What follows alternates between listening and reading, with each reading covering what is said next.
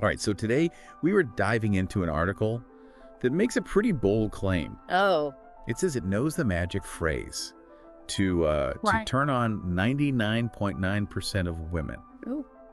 Not only that, but this secret was apparently tested on thousands of women. Thousands. I don't know about you, but I'm definitely intrigued Yeah, and maybe a little skeptical. I hear you. Let's see what this is all about. You know what I find interesting right off the bat is how this article approaches this idea of emotional connection. Okay. It's not about being like overly romantic or sentimental, Right. but it's about tapping into a woman's emotions, especially her sense of desire to kind of create that spark. Yeah, it's like they're saying, forget the flowers and forget the grand gestures and focus on something much more subtle and psychological. Exactly. Yeah. The article argues that for women, desire is like deeply intertwined with their emotions. Okay. It's not simply a physical response. Okay. It's triggered by how a man makes her feel. Okay, so let's dig into one of the more intriguing and maybe controversial techniques this article suggests. Okay. Playfully accusing a woman of flirting with you. Interesting. They even provide specific phrases, Oh, really? like, you're totally flirting with me right now, aren't you? Hmm. What do you think about that? Well, this technique is all about flipping the script. Okay. Instead of you being the one pursuing, Mm. you're playfully suggesting that she's the one making the first move. Oh, I see. It injects humor and a touch of playful dominance into the interaction. So instead of coming right out and saying, I'm interested, you're sort of turning it around and making her wonder if you're onto her game. Precisely. Okay. And that's where the power of this technique lies. Okay. It creates a sense of mystery and intrigue Uh-huh. and a little bit of tension. Yeah. It makes her think, wait, does he think I'm flirting with him? Right. Am I? It's like a playful push and pull that can be quite captivating. But wouldn't that get old after a while? I mean, how many times can you accuse someone of flirting before it starts to sound, I don't know, a little insincere? That's a good point. The key here is calibration and authenticity. Okay. This technique isn't a magic bullet that you just use on every woman you meet. Right. It's about reading the situation, gauging her response, and adapting your approach accordingly. So context matters. Absolutely. What might work as playful banter with one person could fall flat with another. Yeah. It's about being aware of the dynamic between you and using your judgment to determine if this approach is appropriate. Okay, so let's move on to another technique the article suggests. All right. They talk about using intriguing questions to spark a woman's interest Okay. and create a deeper connection. Interesting. They give examples like, have you ever been skinny dipping? Oh, wow. Or, what's your take on public displays of affection? These types of questions serve a few purposes. Okay. First, they're a little daring, Huh. but not overtly sexual. They pique her curiosity Yeah. and create an opening for her to reveal something personal, Right. but without feeling pressured. It's like you're testing the waters without diving right in. Exactly. Yeah. Second, these questions gauge her comfort level. Her response will give you clues about her personality, her boundaries, and whether she's open to this kind of playful, slightly provocative conversation. It's almost like you're using these questions to see if you're on the same wavelength. Precisely. Okay. And finally, these questions can create a sense of intimacy How so? by encouraging her to share her thoughts and experiences. Okay. It shows you're interested in more than just her appearance. Right. You actually want to get to know her on a deeper level. That makes sense. Yeah. You're saying, I'm not just interested in flirting, I actually want to have a real conversation with you. But are we getting a little ahead of ourselves here? I mean, is it really possible to create a genuine connection based on a few well-crafted questions? Well, the article argues that this is where the power of imagination comes in. Right? It suggests that for women, desire often starts in the mind. Uh-huh. It's about what they imagine, not necessarily what's explicitly stated. So you're saying that by asking these open-ended, slightly suggestive questions, Yes. you're actually encouraging her to fill in the blanks with her own imagination. Exactly. Think about it this way. Okay. Have you ever read a romance novel? Of course. Who hasn't? Romance novels are masters of building tension slowly. Okay. They tease, they hint, they leave things unsaid. Yeah. And that's precisely what makes them so addictive. It's the anticipation, the mystery, the desire to know what happens next. So this article is basically saying that we should apply the same principle to real-life interactions. Yes. Like instead of being a straightforward open book, we should be more like a captivating novel full of intrigue and suspense. That's a great way to put it. Okay. By using subtle techniques like playful accusations and intriguing questions, you're essentially inviting her to participate in creating the narrative.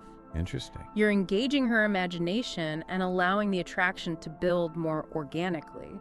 That's a fascinating concept. Yeah. It's like you're saying that less is more when it comes to sparking desire. In a way, yes. But before we go any further down this rabbit hole, Okay. there's a question that keeps popping up in my mind. What's that? Where's the line between playful teasing and manipulation? Is there a risk that these techniques could be used to exploit someone's emotions? That's an incredibly important question. Yeah. And one we definitely need to explore further. Okay.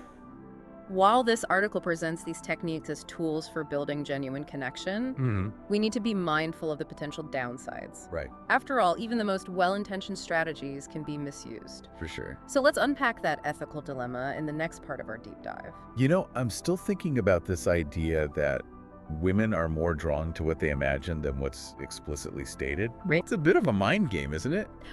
Well, you could say that, Yeah. but I think it's more about understanding the power of suggestion Okay. and the way our minds work. There's actually quite a bit of psychological research that supports this idea. Oh, really? Like what? Have you ever heard of the Zeigarnik effect? Can't say that I have. Well, it's a psychological principle that states that people tend to remember unfinished or interrupted tasks better than completed ones. Okay. It's like that nagging feeling you get when you start a project but don't finish it. Okay. I can definitely relate to that. Yeah. But how does that apply to attraction? Think about it this way.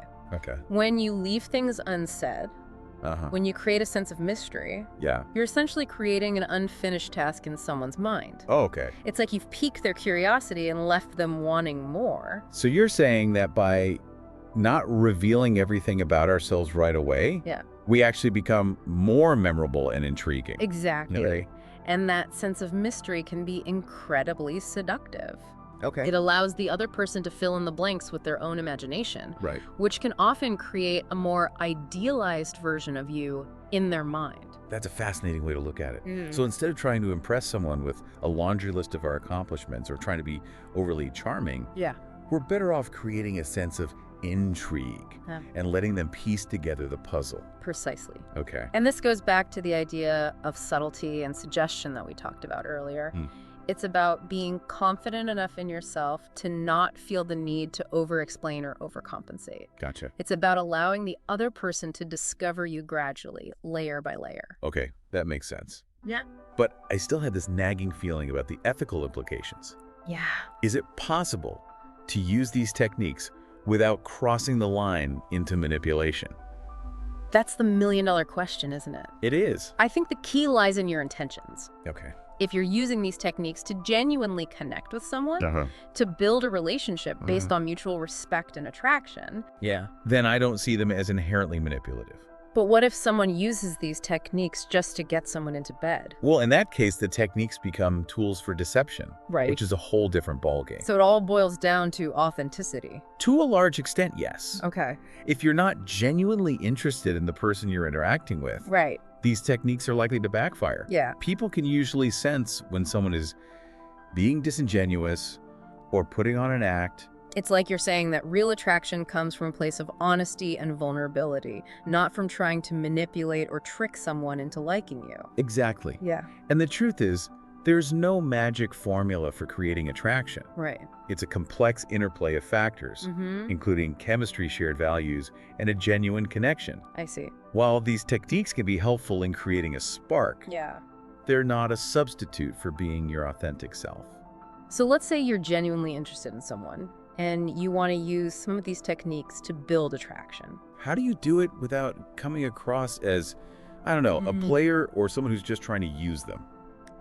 It all comes down to being respectful and mindful of their boundaries. Okay. Pay attention to their cues. If they seem uncomfortable with a certain line of questioning or a particular type of humor, back off. Right. It's not about pushing their buttons or trying to force a reaction. Yeah. It's about creating a safe and enjoyable space where you can both relax and connect. So it's like you're saying, read the room and adjust your approach accordingly. Exactly. What works for one person might not work for another, and that's okay. Exactly. It's about being adaptable and responsive, Okay. not rigid or formulaic. Yeah. Think of it like dancing. Okay. You wouldn't use the same steps with every partner, right? Right. You adapt to their rhythm and style. Okay, that's a helpful analogy. It takes the pressure off of having to use a specific script or formula. Yeah. It's about being present, attuned to the other person, and responding in a way that feels natural and authentic. But let's be honest, most people reading an article like this are probably looking for a shortcut, Sure. a quick fix to their dating woes. I think you're right.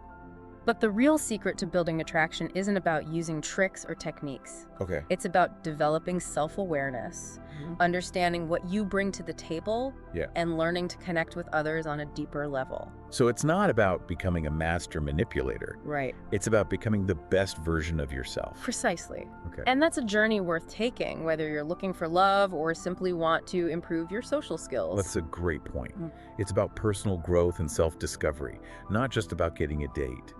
But before we get too deep into the philosophy of self-improvement, Okay. there's one more aspect of this article we need to address. All right. They talk about the importance of building tension slowly, like a good romance novel. Okay. How exactly do you do that in real life? That's a great question. Yeah. And one that requires a bit more nuance and understanding of the dynamics of attraction. So let's dive into that in the final part of our deep dive. Okay, so we've talked about the power of suggestion, the importance of authenticity, and the art of asking intriguing questions. Right.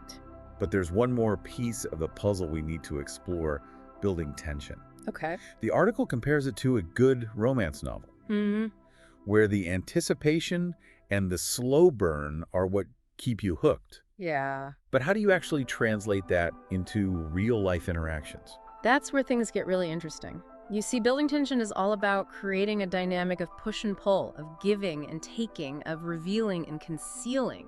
Okay. It's about creating a sense of anticipation and making the other person want more. So it's not about laying all your cards on the table right away. Exactly. It's about holding back a little, being a bit mysterious, and letting the attraction build gradually. Think of it like a dance. Yeah. You don't just rush into a passionate tango right off the bat. Right. You start with the slow, sensual, waltz-building connection and intimacy step by step. Okay, I like the analogy, but can you give me some concrete examples? Right. Like, how do you create that push and pull in a real-life conversation? Well, let's say you're having a great conversation with someone Uh-huh. and you're feeling a spark. Instead of getting overly eager and bombarding them with compliments Yeah. or trying to lock down a date right away, you could subtly pull back a little, Okay. maybe change the subject, excuse yourself for a moment, or even introduce a playful challenge. So you're saying it's about creating a bit of space, almost like you're testing their interest. Exactly. And that space allows them to lure in a little to pursue you, I see. to show that they're also invested in the interaction.